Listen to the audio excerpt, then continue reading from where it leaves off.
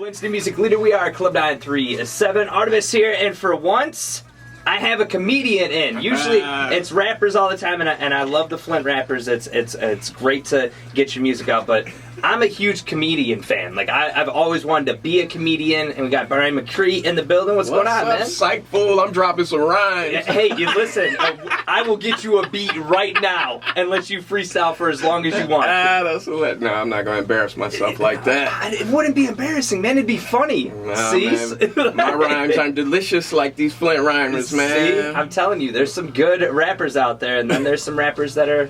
well, you got to start somewhere. Yeah, exactly. You know? Everybody has a beginning. Yeah, that wasn't always hilarious. That's what I wanted to talk to you about, too. And I'm terrible at segues, so we're just going to get right into it.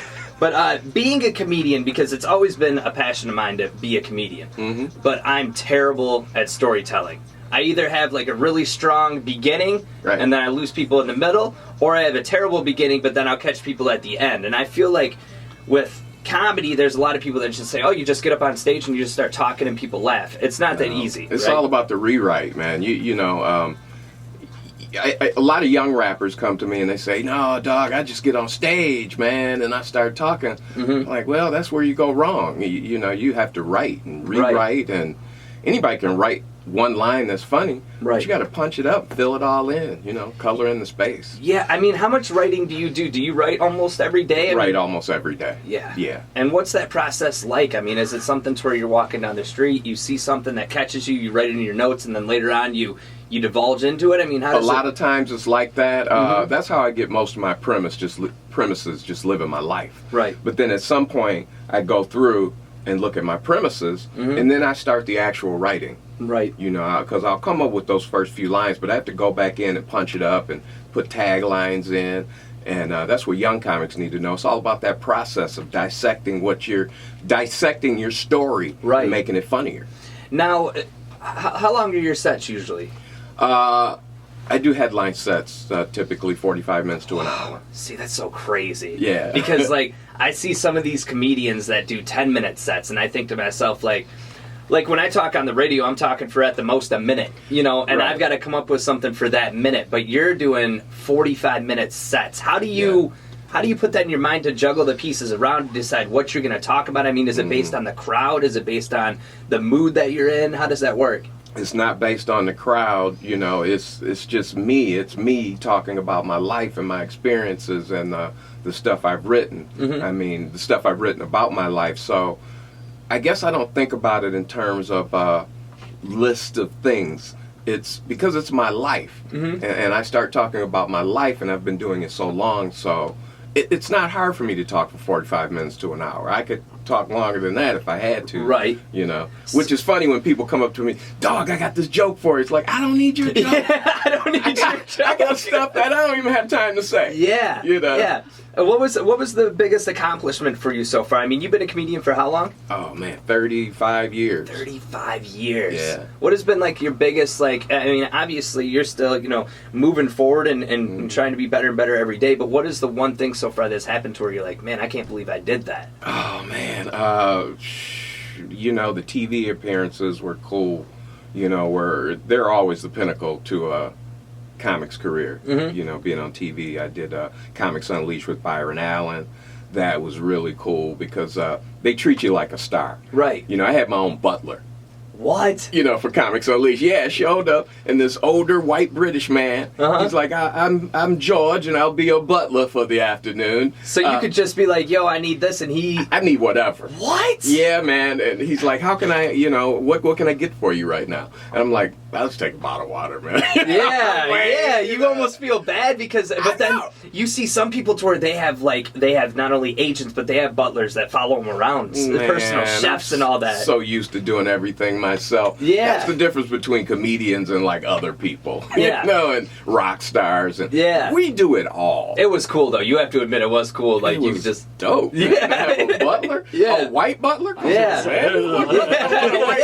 Like on Fresh Prince of Bel-Air, it was kind of, you know, I was like, oh, and then you're like, white butler. I'm like, you got it. I know. You knew what you were doing. Dude had his tux on, his tails, you know. I mean, he was. What? I'm not kidding, That's man. crazy. He's like Alfred and Batman. That's awesome. And all I could think that want was a bottle of water. Yeah, like, you know, like some people would be like, yo, I need caviar. Like, Yeah, right, I need, you know, the special sauce that comes with it, like all that. You're like, I'll just take a bottle of water. You know? Like, So, you know, any of the TV appearances are always special. Comedy Central, I did Comedy Central back in the 90s, and that was at one of my favorite clubs in Chicago, a place that used to be called the Funny Firm. oh, okay. And it's there, no longer there, but it had this beautiful theater seating, right, you know, and you're down here, and then the crowd's all around here like you're a gladiator or something. It was just so beautiful of a place.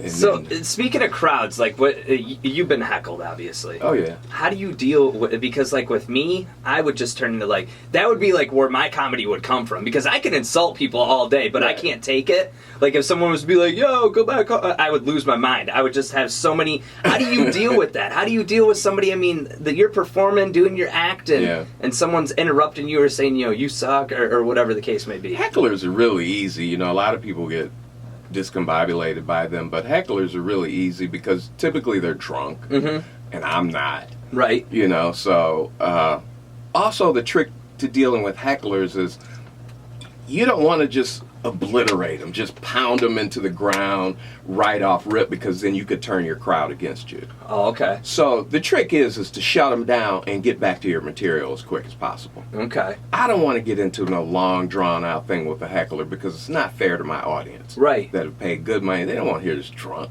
Right. So it takes a comedian has to use his expertise to shut that guy down and get back to work. Right. Yeah. Now, as far as, I mean, have you had situations where people have had to get kicked out of shows, like stuff like that? I've had people approach the stage. What? And oh man, I've had some awesome servers in my life that have really come to my rescue. Yeah. You know, and that is the most disrespectful thing to me, because I've seen comics chased around the club, chased off stage. Really? Oh yeah, it's happened. Wow. Yeah. See, that to me is so disrespectful, because it's like, you know, it'd be like if somebody walked in right now, like Right. while I'm talking, that I don't know who they are. Like, you're disrespecting someone's craft. Definitely. And to walk into somebody's space like that on stage, you know, to break the wall, Yeah. it's dangerous for them too. Yeah. Because, you know, You would have every right to knock somebody out, Right? For real, Right. For real, because that's their. That's why, like with me, I'm such a fan of comedians, and Yeah. I'm such a fan of like the art of it, you know, and the process of getting a bit and then trimming it down or making it longer, you know, to where normal people don't see that. They just see someone who comes up, grabs a mic, tells a couple jokes, Right. and that's it. That to me is so. I couldn't imagine doing that. Well, see, Like, that's our brilliance too. Is you know, people think that we make this stuff up as we go along. That's our genius. Yeah. Is to be able to make it look like we're making this stuff up off the top of our heads. Right. We prepared this stuff for years. You know, so we're not making it up fresh nightly. Now, as far as like favorite venues, you mentioned the one in Chicago. What about like here in Michigan? Where would you say is like your favorite venue? Man, a lot of them are closing, man. Joey's in Livonia, Joey's Comedy Club. Man, that was one of the best clubs in Michigan, and it's now closed. Of course, the premier club in Michigan is Mark Ridley's Comedy Castle. You're going to get your bigger stars there. It's a great venue. And Mark's been doing it for years, so. Right. Yeah. Now, what about what's the one in Grand Rapids? There's one in Dr. Grins. That one. Yeah. I saw Joey Diaz there. Yeah. And man, Great venue. I've never cried from laughing so hard. Like I like raunchy comedy, like you know, like Bill Burr and George Carlin, and you know, and all that. So funny. But man, like I remember, and I think that's why I appreciate comedy so much, because it impacts an emotion in you. Like it makes you laugh. Is that like when you started becoming a comedian? Obviously, you wanted to tell your life story, but what was like the reason that you wanted to get into comedy? Oh man, I was just talking to Aaron and Jen. We were talking about stuff, and man, I've wanted to do this for a long. The school bus, man, and playing the dozens, Yeah. in the schoolyard. That's where it all started for me. Yeah. You know, it actually started in my house before I even went to school. We played the dozens before I even knew what the dozens was. You know, we talking about each other's mamas, even though we share a mom. Yeah, yeah. It's like, You hope mom don't hear. yeah, you hold mom though. He'd be like, "What, boy? I heard what you said." That slipper come flying out of her Yep. bedroom. If you're lucky, if it's a slipper. Right. Yeah. You know. Yep. So it started in the neighborhood. Everybody in the neighborhood was funny. And I was little. I was the runt.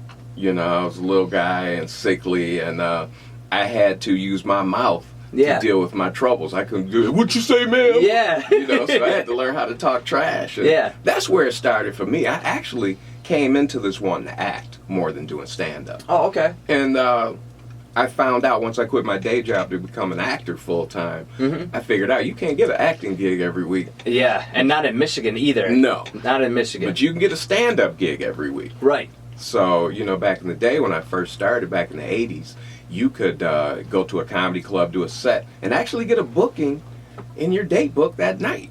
That's crazy. Yeah. Just like that. Just like that. Now, is it like that now? It's not like that now. No? You got to come back, and they're like, we like you, but come back again, and you got to play that whole dance unless you know somebody or get lucky.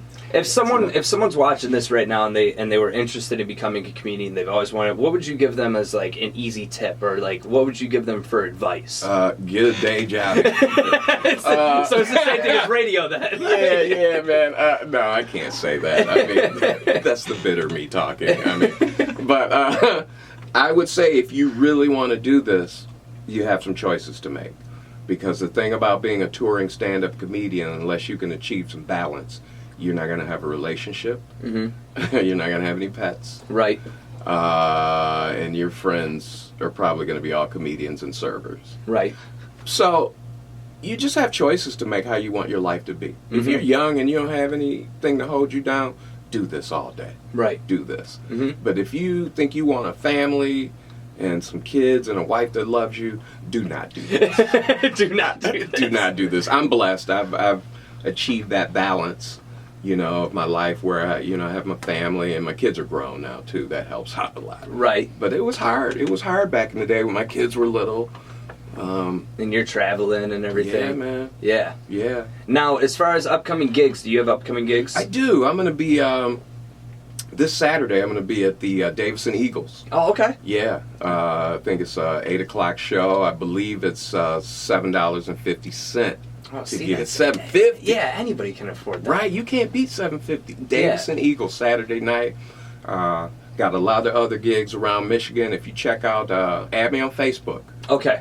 Bryan because that's going to be, that was my next question. As far as like social media and websites, if you want to plug that, go right ahead. Man, I'm on Facebook, Bryan McCree, BryanMcCree. I'm on Facebook, Instagram, Twitter. Put a string in a can, I'll pick it up. Awesome. So this Saturday, Davison Eagles Club, be there. Show kicks off at what time? 8 o'clock, I believe. Might be 9. I'm also in Owasso at the Capitol Bowls Sunday. Awesome. Yeah. Awesome. So, yeah, man, I got some ideas about the Flint water real quick. Definitely. Man, they need to start thinking differently about this Flint water. Yeah. Flint needs to use its natural resources to fix this problem. And how so? Well, we're waiting all this money from the federal government. Use our natural resources. Tell a crackhead we need to dig up some pipes. They don't even need tools.